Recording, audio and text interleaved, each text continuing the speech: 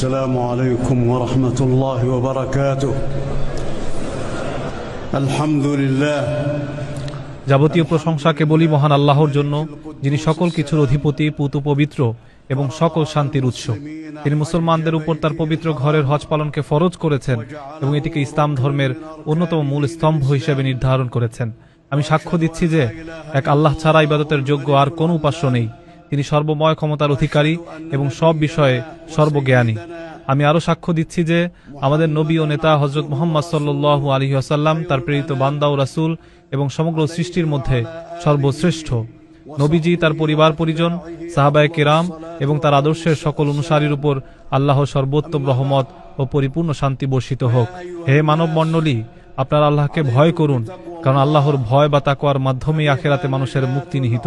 পবিত্র কোরআনের সূরা হজের শুরুতে আল্লাহ তাআলা বলেছেন, হে মানুষ, তোমাদের রবের তাকওয়া অবলম্বন করো, নিশ্চয়ই কিয়ামতের প্রকম্পন এক ভয়ানক ব্যাপার। যেদিন তোমরা তা দেখবে, সেদিন প্রত্যেক স্তন্যদাত্রী মা তার স্তন্যদানকারী শিশুকে ভুলে যাবে এবং প্রত্যেক গর্ভবতী তার গর্ভপাত করে ফেলবে। মানুষকে তুমি দেখবে মাতাল সদৃশ, যদিও তারা নেশাগ্রস্ত নয়। বস্তুত আল্লাহর শাস্তি বড়ই কঠিন। তাকওয়ার অন্যতম দাবি হলো নেক আমল এবং পাপ বর্জনের মাধ্যমে কিয়ামতের দিনের জন্য প্রস্তুতি গ্রহণ করা। আল্লাহ তাআলা বলেন, এসব এ কারণেই যে আল্লাহই সত্য এবং তিনি মৃতকে জীবিত করেন এবং তিনি সবকিছুর উপর ক্ষমতাবান। আর কিয়ামত অবশ্যই আসবে, এতে কোনো সন্দেহ নেই। আর কবরে যারা আছে, আল্লাহ তাদের পুনরুত্থিত করবেন। আখিরাতের জন্য সবচেয়ে বড় প্রস্তুতি হলো তাওহীদ বা একত্ববাদ প্রতিষ্ঠা করা এবং একমাত্র আল্লাহর ইবাদত করা, আর আল্লাহ ছাড়া অন্য কারো কাছে প্রার্থনা না করা। যে ব্যক্তি আল্লাহ ছাড়া এমন কারো কাছে প্রার্থনা করে যে তার কোনো ক্ষতি বা উপকার করতে পারে না, সেটি সুস্পষ্ট পথভ্রষ্টতা। আল্লাহর সঙ্গে কেউ শিরক করলে তার অবস্থা এমন হয় যে সে যেন আকাশ থেকেই ছিটকে পড়েছে, অতঃপর পাখি তাকে ছো মেরে নিয়ে গেছে, অথবা বাতাস তাকে অনেক দূরের কোনো জনশূন্য স্থানে নিক্ষেপ করেছে। ইমানদারদের মূল ভিত্তি হলো আল্লাহর একত্ববাদ। আল্লাহ বলেন, তোমাদের ইলাহ তো এক ইলাহ, সুতরাং তার কাছেই আত্মসমর্পণ করো এবং সুসংবাদ দাও বিনীতদের, যাদের অন্তর আল্লাহর স্মরণে কেঁপে ওঠে, যারা বিপদে ধৈর্য ধারণ করে, নামাজ কায়েম করে এবং আল্লাহর দেয়া রিজিক থেকে ব্যয় করে, এরাই সেই বিনীত দল। ইসলামের মূল স্তম্ভগুলো হলো আল্লাহর একত্ববাদের সাক্ষ্য দেয়া, হযরত মুহাম্মদ সাল্লাল্লাহু আলাইহি ওয়াসাল্লামকে আল্লাহর রাসূল হিসেবে মেনে নেয়া, নামাজ কায়েম করা, যাকাত আদায় করা, রমজানের রোজা রাখা এবং আল্লাহর পবিত্র ঘরে হজ করা। এসবের পাশাপাশি আল্লাহকে ভয় করার নির্দেশ দেয়া হয়েছে। আল্লাহ বলেন, যে ব্যক্তি তার রবের সামনে দাঁড়ানোর ভয় রাখে, তার জন্য রয়েছে দুটি জান্নাত। আল্লাহর আনুগত্যে ধৈর্য ধারণ করতে হবে এবং তাকদীরের উপর বিশ্বাস রাখতে হবে। আল্লাহ বলেন, নিশ্চয়ই ধৈর্যশীলদের তাদের পুরস্কার দেয়া হবে অগণিতভাবে। এর সঙ্গে আল্লাহর দেয়া নিয়ামতের শুকরিয়া আদায় করতে হবে, কারণ তিনি এসব নিয়ামত আমাদের ব্যবহারের উপযোগী করে দিয়েছেন। মহান আল্লাহর সৃষ্টির কিছু শাশ্বত নিয়ম রয়েছে, যা বিশ্বাস করা এবং এর থেকে শিক্ষা নেয়া প্রত্যেক বান্দার কর্তব্য। আল্লাহ তাআলা ঈমানদারদের রক্ষা করেন এবং কোন অকৃতজ্ঞ বিশ্বাসঘাতককে তিনি পছন্দ করেন না। আল্লাহ তার সাহায্যকারীদের অবশ্যই সাহায্য করেন, কারণ তিনি সর্বশক্তিমান ও পরাক্রমশালী। ইতিহাসে এমন অনেক জালিম জনপদের কথা বলা আছে যাদের আল্লাহ ধ্বংস করেছেন এবং তাদের বাড়ি ঘর, প্রাসাদ ও কুয়াগুলো বিরান পড়ে আছে। জালিমদের ছাড় দেয়া হলেও শেষ পর্যন্ত তাদের আল্লাহর কাছেই ফিরে যেতে হবে। মহান আল্লাহ তার বন্ধু হযরত ইব্রাহিম আলাইহিস সালামকে মানুষের মধ্যে হজের ঘোষণা দেওয়ার নির্দেশ দিয়েছিলেন। আল্লাহ বলেন, মানুষের মধ্যে হজের ঘোষণা দাও, তারা তোমার কাছে আসবে পায়ে হেঁটে এবং সব ধরনের কৃষকায় উটে চড়ে বহুদূর থেকে, যাতে তারা নিজেদের কল্যাণের স্থানগুলোতে উপস্থিত হতে পারে এবং নির্দিষ্ট দিনগুলোতে আল্লাহর দেয়া চতুষ্পদ জন্তুগুলো জবাই করার সময় তার নাম স্মরণ করতে পারে। দূর দূরান্ত থেকে হাজিরা এখানে সমবেত হয়েছেন কেবল আল্লাহর সন্তুষ্টি অর্জন ও সওয়াবের আশায়। তারা এই পবিত্র ঘর এবং পবিত্র স্থানগুলোর সম্মান রক্ষার্থে এখানে এসেছেন।